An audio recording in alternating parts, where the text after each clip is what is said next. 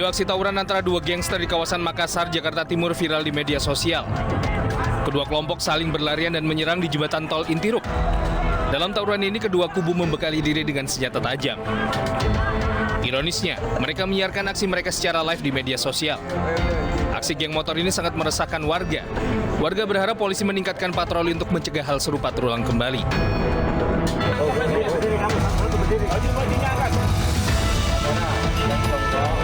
Puluhan anggota geng motor yang kerap membuat keonaran dan meresahkan warga Cirebon, Jawa Barat ditangkap petugas gabungan TNI Polri.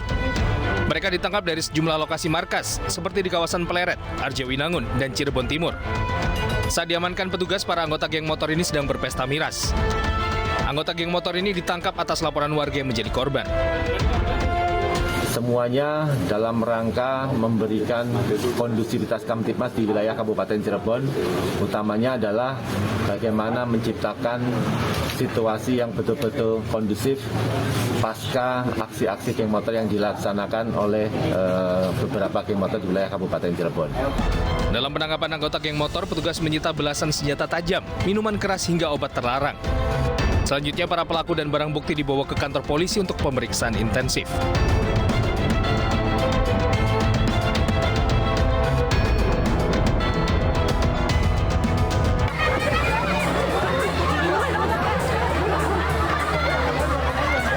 Keceriaan pengunjung Car Free Day di Jalan Selamat Riyadi, Solo, Jawa Tengah seketika berubah menjadi kepanikan.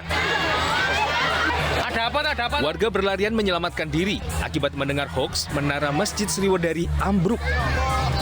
Berita bohong ini tidak hanya menimbulkan kegaduhan, tetapi juga kerugian pada pedagang yang kehilangan pembeli, bahkan barang-barang mereka.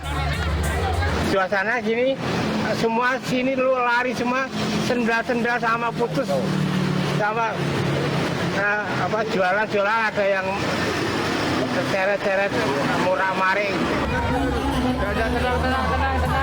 Hoaks menara roboh mereda setelah warga melihat kondisi terkendali dan tidak ada menara yang ambruk. Setelah diteliti, menara tampak seolah akan ambruk akibat pergerakan awan. Pergerakan awan inilah yang memberikan efek seolah menara akan ambruk dan berkembang menjadi hoaks.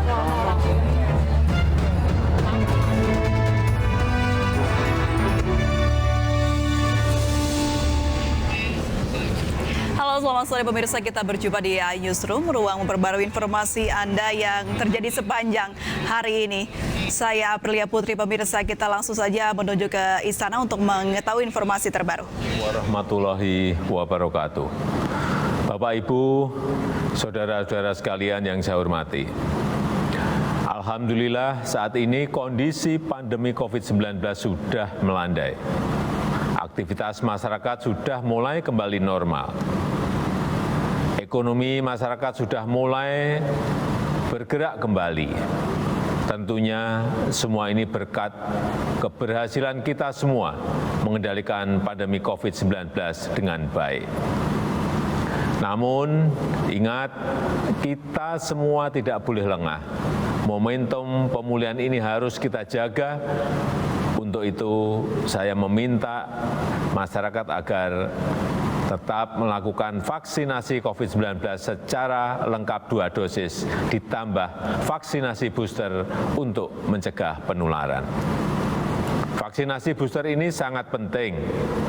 Data dari Kementerian Kesehatan menunjukkan vaksinasi booster dapat meningkatkan kekebalan imunitas hingga 2 kali lipat dibanding dosis kedua. Vaksinasi booster ini juga diperlukan untuk melindungi orang tua dan kelompok masyarakat rentan atau memiliki komorbid dari penularan COVID-19. Stok vaksin COVID-19 pemerintah untuk booster lebih dari cukup. Saya minta masyarakat agar segera memanfaatkan fasilitas vaksin booster gratis ini. Dan jangan pilih-pilih jenis vaksin karena semua vaksin manfaatnya sama.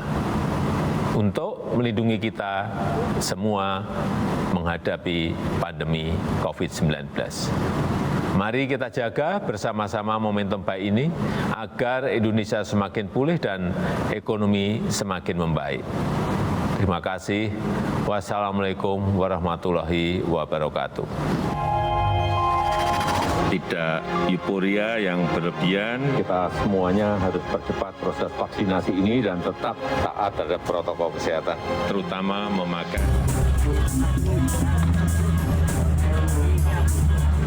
Api dengan cepat melahap seluruh bagian minibus yang baru saja selesai mengisi BBM di SPBU Poros Kendari Konawe, Desa Lohotutu, Sulawesi Tenggara.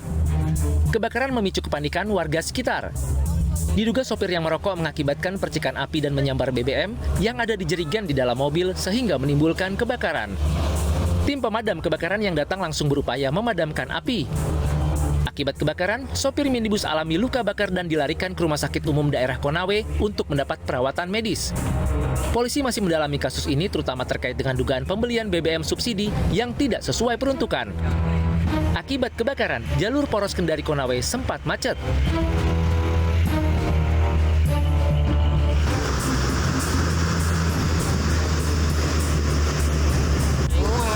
Inilah detik-detik sebuah dump truck di Dusun Renteng, Candipuro, Lumajang, Jawa Timur terseret aliran lahar Semeru terekam kamera amatir warga. Tak hanya menghanyutkan material lahar seperti batu, derasnya aliran sungai mampu menghanyutkan truk yang membawa muatan batu sejauh 100 meter. Peristiwa ini terjadi lantaran truk yang alami selip saat banjir lahar Semeru tiba-tiba menerjang. Beruntung sopir truk berhasil menyelamatkan diri. Banjir lahar yang melintas di Sungai Regoyo terjadi setelah hujan turun di puncak Gunung Semeru.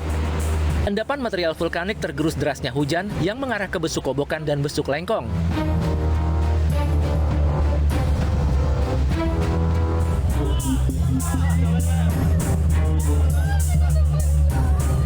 Satu persatu jenazah korban tewas akibat kecelakaan dievakuasi oleh tim SAR gabungan Basarnas, BPBD, Lantamal, dan Pol Airut. Korban ditemukan setelah dilakukan proses pencarian selama 6 jam. Korban merupakan warga Sungai Pisang, Kecamatan Bungus, Teluk Kabung, Kota Padang. Jenazah korban selanjutnya dibawa ke Rumah Sakit Bayangkara Polda Sumber untuk diserahkan kepada pihak keluarga. Diketahui kecelakaan terjadi akibat mobil pick-up yang melaju kencang dari arah Lubuk Begalung menuju Sungai Pisang kehilangan kendali saat menghindari kendaraan dari arah yang berlawanan.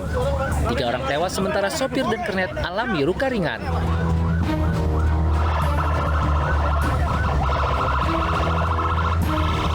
Seorang pria di Kabupaten Bungo, Jambi, tega membunuh bocah berumur 5 tahun gara-gara ibu korban menolak diajak menikah. Bocah malang tersebut tewas dengan cara dicekik di sebuah kamar hotel.